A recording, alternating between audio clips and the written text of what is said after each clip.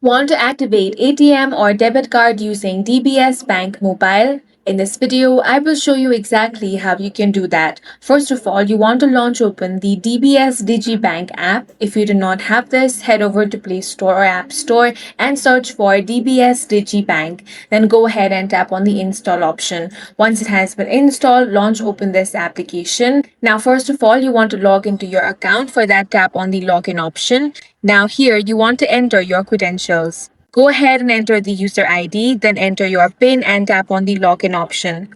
Once logged in, go to menu which is on the top left corner of the screen. Under the menu section, select My Account and from the drop-down menu, select Activate Debit Card.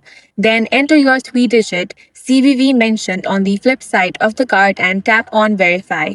After verifying, now you can set your 4-digit PIN. Proceed further to activate your debit card.